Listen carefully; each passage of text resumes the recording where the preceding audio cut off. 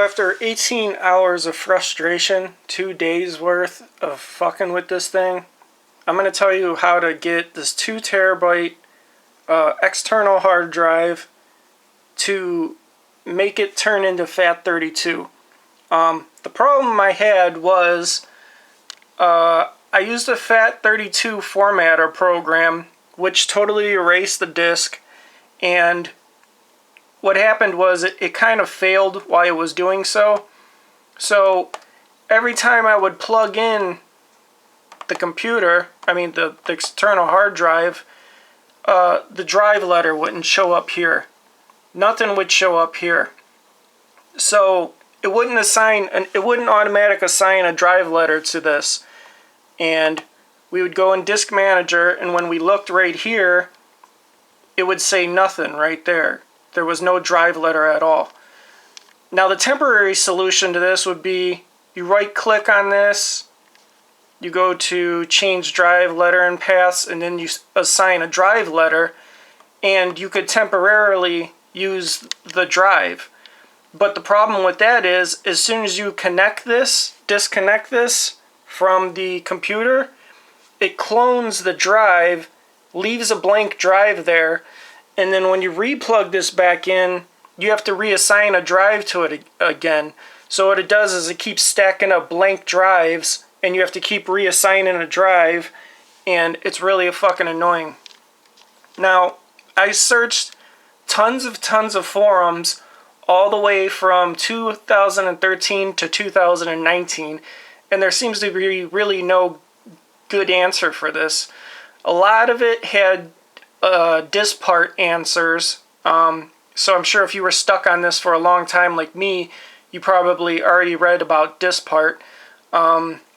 So even when we would go down to the bottom right corner here and we would try to eject it safely, remove the thing safely, this is what it's supposed to look like. It's supposed to show a drive there. Well, before the drive was totally gone and it only had a space there. So now it's working correctly. So I have everything actually working correctly, and I'll just unplug this real quick to show you. Well, I don't even need to do that because it wouldn't matter anyways.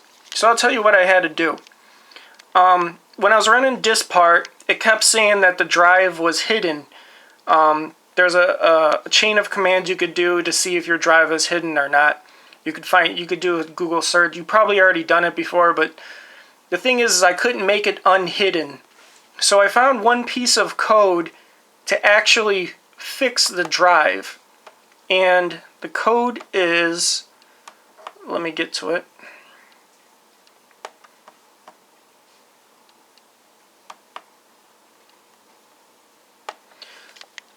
You need to open up diskpart, type in list disk, select disk, and then your number 1 or 2 or whatever disk it is. Type in clean, create partition primary align 1024, format fs equals ntfs quick. After it does that, then you type in assign, then you click active. This will fix your hard drive and assign a letter to it every time you plug it into your computer.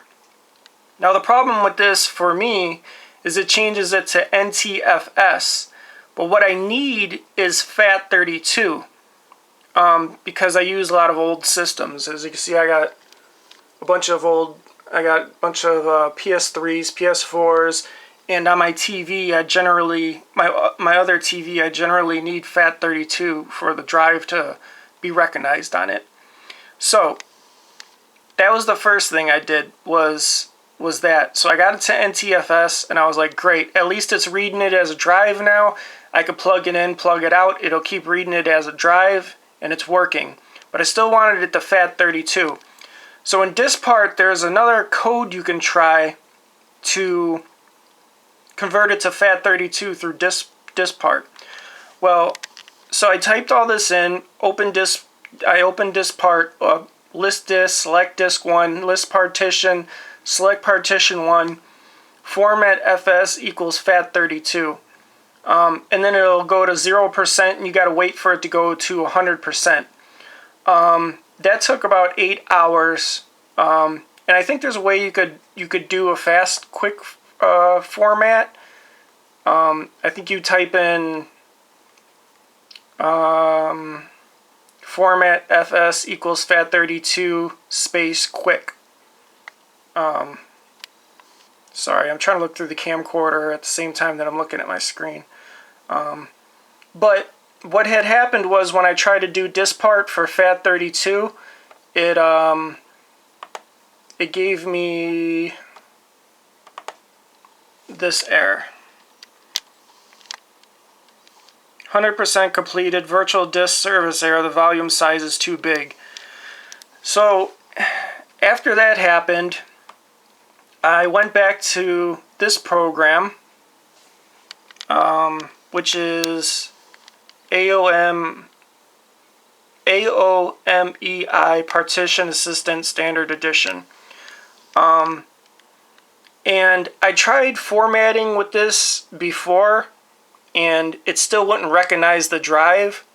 So that's why I recommend using diskpart first to convert it to ntfs first, and then using this.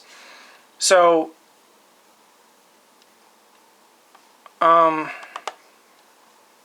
you would go to the drive, which is right here. Well, this is my drive anyways. I think this will be blank. Well, no, that won't be blank. It should be ntfs.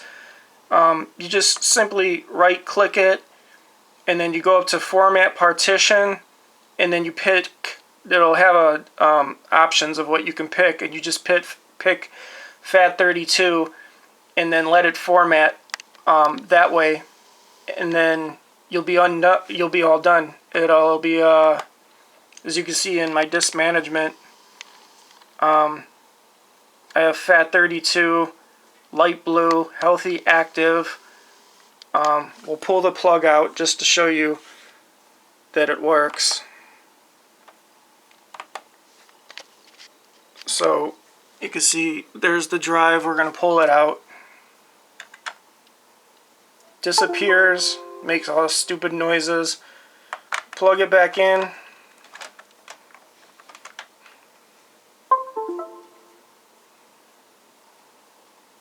Takes a second. And there it goes. The folder pops up for the E drive. I named it light blue because that's the color. And you can see the light blue is back in there. So to sum up what we did, if your drive is not showing up and it keeps doing the ghost drive thing, like I said, and you have to keep assigning a drive letter to it, you gotta run diskpart, do the code that I said, which is right here. That'll format it to NTFS, and if you want to leave it at NTFS, then you can. But if you want it as fat32, then after this, you will need to run the aomei program, or whatever the hell it's called, to format it to fat32. For some reason, I couldn't format it to. I could format it to fat32 on this before diskpart, or it still wouldn't find the drive. So for whatever reason, diskpart made it so it could find the drive correctly. So yeah, I've literally read hundreds of forums with no real answer, and through these two combined things of I just kept experimenting. I finally found the answer for it to work. So now I have my 2 terabyte drive. It's fat32 just like I wanted it. It runs on all my old devices, and I'm very happy. I also bought this 4 terabyte, and I could not get that to fat32, but I didn't try this process. So I'm not sure if we could do it on 4 terabyte because fat32 runs different on usually have to create 2 partitions. I'm not even going to get into it, but so this works on up to 2 terabytes.